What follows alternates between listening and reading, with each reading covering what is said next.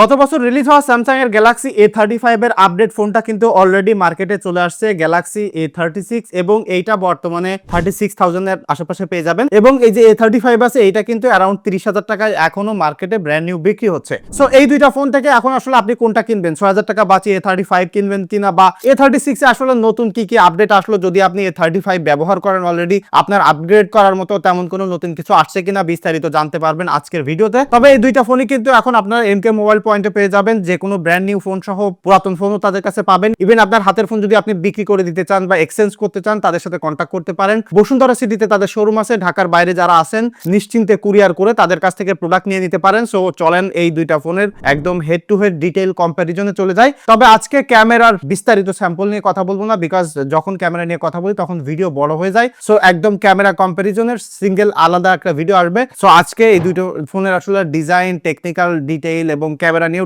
ডিটেইলি কথা বলবো, তবে স্যাম্পল নিয়ে অত কথা বলবো না। সো চলেন প্রথমে বক্সে আসি। সো এই যে দুইটা ফোনের বক্স দেখতে পাচ্ছেন, দুইটা ফোনই কিনলে এরকম পাতলা পাতলা দুইটা বক্স পাবেন। সো বক্সের মধ্যে কোনো চার্জার থাকছে না, জাস্ট দুইটা চার্জিং কেবল পাবেন আর ফোন পাবেন। সো ফোন দুইটাতে যদি আমি আসি, এখানে আপনারা দেখতে পাচ্ছেন এই যে আপনার গ্যালাক্সি A36 এবং A35। সো এই দুইটা ফোনের ডিজাইনে আপনারা একটা মেজর পরিবর্তন দেখতে পারবেন। এটা হলো এই যে ক্যামেরা বাম্পের, এখানে ক্যামেরা বাম্প দেখেন A35 এ আলাদা আলাদা ছিল, আর A36 এ এসে তারা টোটালি একটা ক্যামেরা বাম্প করেছে লম্বাটে, এবং এর ভিতরে দুইটা করে ক্যামেরা সেন্সর আছে। ক্যামেরা সেগমেন্টে সেটা বিস্তারিত বলতেছি। তাছাড়া আপনারা ফোন দুইটার ডিজাইন ল্যাঙ্গুয়েজে কিন্তু খুব বেশি পরিবর্তন দেখছেন না, এবং A36 টাই কিন্তু এবার সামান্য একটু বিগার আছে। আমি একটু দেখাই পাশাপাশি রেখে, দেখেন সামান্য একটু লম্বা আছে, সেটা আবার নরমালি দুইটা হাতে দেখলে বোঝা যায় না, একটু পাতলাও কিন্তু আছে A36 টা। তবে এই দুইটা ফোনই হাতে ধরলে সিমিলার একটা ফিল আপনাকে দিবে, ভেরি কমফোর্টেবল আছে, এবং যদি কভার লাগান তাহলে দুইটা ফোন একই রকম আপনার হাতে আসলে ফিল দিবে। এবং দুইটা ফোনই পোর্টস এন্ড বাটনের লেআউটও অলমোস্ট সিমিলার আছে,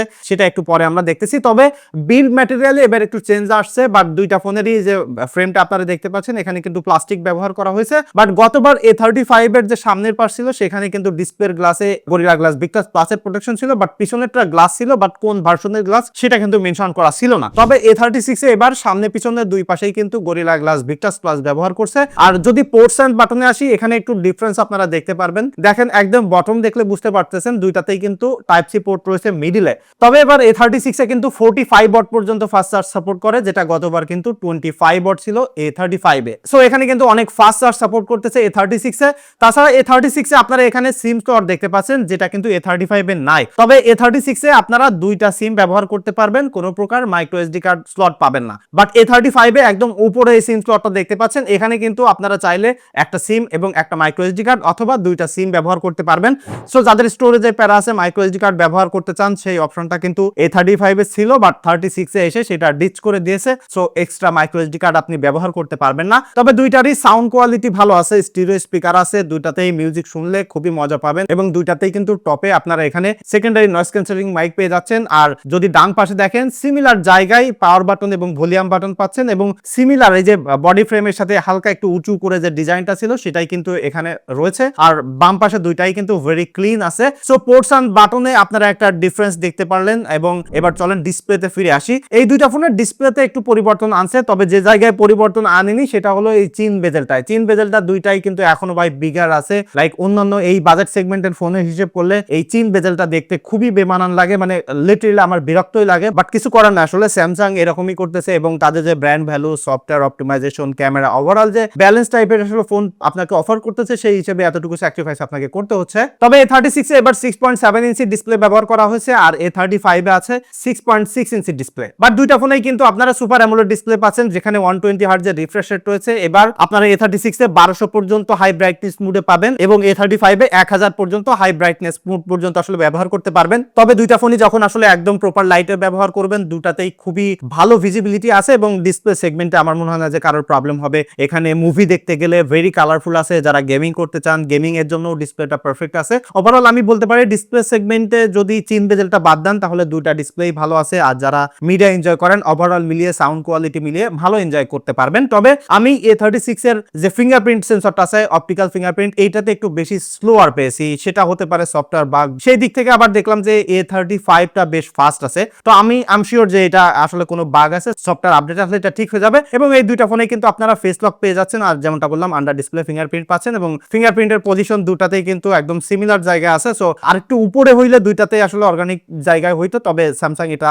এই জায়গায় আসলে নজর দেয়নি, সো আমরা ওইটা নিয়ে আলাপ করেও লাভ নেই। সো ইন্টারনালি কিন্তু এই দুইটা ফোনের একটা মেজর ডিফারেন্স আছে, সেটা হলো যে for the very first time Samsung এখানে তাদের এ সিরিজের ফোনে স্ন্যাপড্রাগনের প্রসেসর ব্যবহার করছে। টু বি এক্সাক্ট A36 এ আপনারা পাচ্ছেন স্ন্যাপড্রাগনের 6 Gen 3 এর একটা প্রসেসর এবং তার সাথে 6GB RAM বা 8GB RAM এর ভেরিয়েন্ট রয়েছে, UFS 2.2 স্টোরেজ টাইপ। A35 এ আপনারা পাচ্ছেন Exynos 1380 এর একটা প্রসেসর, তার সাথে 6GB বা 8GB RAM এর ভেরিয়েন্ট রয়েছে আর UFS 2.2 স্টোরেজ টাইপ রয়েছে। সো এখানে একটা জিনিস আবার দুঃখজনক আছে, সেটা হলো যে এই স্ন্যাপড্রাগনের যে প্রসেসরটা সেটা কিন্তু আবার স্যামসাং এর বানানো। সো স্যামসাং এর বানানো হইলে যে হিটিং ইস্যুর ব্যাপারটা সেটা কিন্তু থাকেই, তবে ক্যামেরা সেগমেন্টে ডেফিনেটলি আমরা কোয়ালকমের একটা প্রসেসিং পাবো, সো সেটার ডিফারেন্স আমরা ডেফিনেটলি দেখতে পারবো। তবে হেড টু হেড দেখলে এই দুইটা ফোনের প্রসেসরের যে ব্যাপারটা সেটা হলো যে র পারফরমেন্স বা সিনথেটিক বেঞ্চমার্ক দেখলে আপনারা বুঝতে পারবেন এক্সোনাসের প্রসেসরটা কিন্তু এই 6 Gen 3 থেকে বেটার আছে, যেমনটা আপনারা এখানে দেখতে পাচ্ছেন গিগবেঞ্চের রেজাল্ট এবং অন্তত বেঞ্চমার্ক আমি পেয়েছি। তবে আমি অন্যান্য জায়গায় অনলাইনে ঘেটে ঘেটে দেখলাম যে এই 6 Gen 3 এর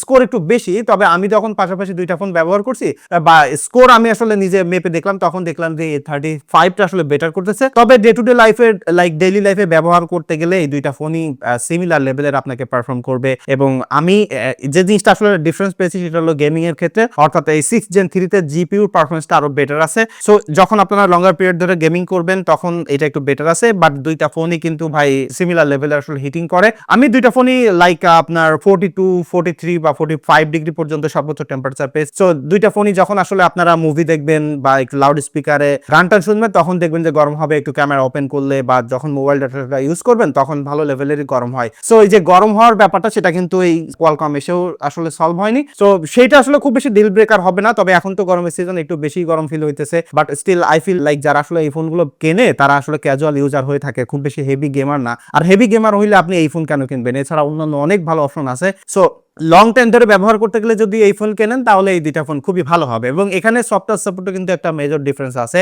এই যে আপনার A36 টা দেখতে পাচ্ছেন, এখানে 6টা মেজর ওএস আপডেট পাবেন। তো এটা রিলিজ হয়েছে One UI 7 দিয়ে বা Android 15 দিয়ে। তো সেই হিসেব করলে এটাতে Android 21 পর্যন্ত আপডেট পাবেন, আর Android 14 দিয়ে এইটা রিলিজ হয়েছিল A35। সো এখানে আপনারা 4টা মেজর ওএস আপডেট পাবেন। তো সেই হিসেব করলে Android 18 পর্যন্ত আপডেট পাবেন। সো A36 এ আপনারা একটু আরো লম্বা সময় ধরে সফটওয়্যার সাপোর্ট পাবেন। তবে একটা জিনিস আমি আসলে প্র্যাকটিক্যালি যেটা আমার কাছে খারাপ লাগছে সেটা হলো 6 বছর ধরে সফটওয়্যার সাপোর্ট পাবে, যে স্লো স্টোরেজ টাইপ রয়েছে আর যে প্রসেসর রয়েছে 6 বছর পরে এটা আসলে মানে কিভাবে পারফর্ম করবে I am not sure about that. But still Samsung আসলে লং টাইম ধরে আসলে সফটওয়্যার সাপোর্ট এখন প্রোভাইড করতেছে তাদের কম দামি ফোনগুলোতে, সেটাকে আমি ওয়েলকাম করব নাকি আসলে স্যাড বলবো সেটা আমি বুঝতেছি না, কারণ যে স্পেক তারা দিচ্ছে সেই হিসেবে লং টাইম সফটওয়্যার সাপোর্ট আপনি কি করবেন। তবে এই যে আপনার A36 এখানে কিন্তু এআই ফিচার পাচ্ছেন লাইক ম্যাজিক ইরেজার, তারপরে আপনারা পাওয়ার বাটন ক্লিক করলে এখানে আপনারা দেখতে পারবেন গুগল জামিনাই চালু হচ্ছে। সো ম্যাজিক ইরেজারটা আসলে এস সিরিজের ফোনের মতো পারফেক্টলি কাজ করে না, বাট স্টিল ইটস দেয়ার। তাছাড়া দুইটা ফোনে কিন্তু আপনারা সার্কেল টু সার্চ পেয়ে যাচ্ছেন।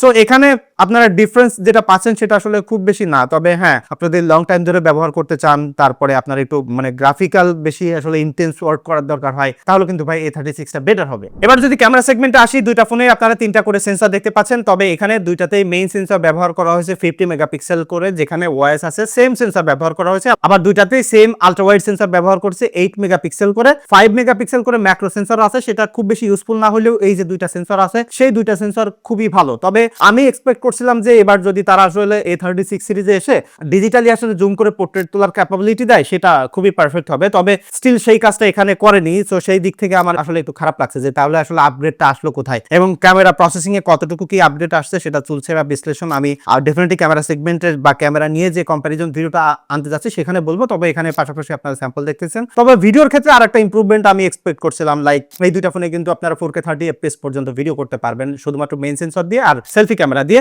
তবে সে সব লেন্স দিয়ে আসলে সিমলেসলি জুম করে করে ভিডিও করতে গেলে আপনাকে ফুল এইচডি ভিডিও করতে হবে। সো ফুল এইচডি ভিডিও করতে গেলে এই সিরিজের ফোনগুলোতে যেটা প্রবলেম সেটা হচ্ছে যখন আপনি আলট্রা ওয়াইড থেকে মেইন সেন্সরে শিফট করেন তখন খানিকটা ডিলে হয়, অডিও কেটে যায়, লাইক 1 সেকেন্ড মতো ডিলে হয়। তো আমি ভাবছিলাম যে এইটাও হয়তো বা 36 সিরিজে এসে তারা একটু ইমপ্রুভ করবে, অ্যাটলিস্ট এটা তো করতেই হবে, তা না হলে আসলে আপগ্রেডটা কোথায়। সো সেই আপগ্রেডটা আমি আসলে আসলে পাইনি। সো সেম দুটাতে ভিডিও করতে গেলে পাশাপাশি আপনারা দেখবেন যে দুইটাতে আসলে ডিলে হইতেছে, এবং এই দুইটা ফোনের পাশাপাশি ভিডিও করতে যে আমি একটা সারপ্রাইজিং রেজাল্টও পেয়েছি, যে দিক থেকে আমি এখন রিভিল করতে চাচ্ছি না, ক্যামেরা কম্পারিজনের ভিডিওতে আপনাদেরকে দেখাবো। তবে ক্যামেরা সেগমেন্টের কথাই বলতে পারি যে হার্ডওয়্যারে কোনো পরিবর্তন আসেনি, সফটওয়্যার যতটুকু যা আসছে পাশাপাশি দেখাইছি অলরেডি, আপনারা আই হোপ যে আন্ডারস্ট্যান্ড দ্যাট। সো এখানে ব্যাটারিতে যদি আসে, দুইটা ফোনে কিন্তু আপনারা 5000 মিলিঅ্যাম্পিয়ার করে ব্যাটারি পাচ্ছেন এবং সুপার ফাস্ট চার্জ করতে পারতেছেন, লাইক 45 ওয়াট পর্যন্ত ফাস্ট চার্জ করতে পারতেছেন A36 এ। সেটা একটা গুরুত্বপূর্ণ ফিচার, লাইক আমাদের ডেইলি লাইফে এখন চার্জ করতে গেলে সময় অনেক কম দিতে হয়, বা আমাদের আসলে সময়ের মূল্য অনেক বেড়ে গেছে। A35 এ 6 ঘন্টা স্ক্রিন অন টাইম পেয়েছি, আর 6.5 ঘন্টা এই A36 এ পেয়েছি। তো পাশাপাশি ব্যবহার করতে যে আধা ঘন্টা ডিফারেন্স পেয়েছি, বাট আমার মনে হয় যে দুইটা ফোনই যখন আপনারা ব্যবহার করবেন, ব্যাটারি ব্যাকআপ নিয়ে আসলে চিন্তা করতে হবে না। 6-7 ঘন্টা 8 ঘন্টা করে স্ক্রিন অন টাইম পেয়ে যাবেন ডেইলি লাইফে ব্যবহার করলে। সো ব্যাটারি ব্যাকআপ নিয়ে আসলে প্রবলেম নাই। তাহলে আসলে এখন ফাইনাল ডিসিশন আপনি কি করবেন, আসলে কোনটা আপনি কিনবেন? আমার মনে হয় ভিডিও দেখে অলরেডি আপনি একটু আইডিয়া পেয়েছেন। তবে যদি ফাইনালি সামারাইজ করে আমি বলতে চাই, তাহলে লম্বা সময় ধরে সফটওয়্যার সাপোর্টের পাশাপাশি একটু নিউয়ার জেনারেশনের ফোন, একটু নতুন ডিজাইন যদি আপনি পেতে চান, তাহলে ডেফিনেটলি A36 আপনি কিনতে পারেন। তবে স্টিল আপনি যদি কম দামে আসলে A35 পান, তাহলে এই সেগমেন্ট হিসেব করলে ভাই কোনোভাবে A35 কে এখন খারাপ বলা যাচ্ছে না, যদিও আসলে এখানে আপগ্রেড ডিজাইন চলে আসছে। এটাই বাস্তব। দেখা হচ্ছে পরবর্তী ভিডিওতে। ধন্যবাদ সবাইকে।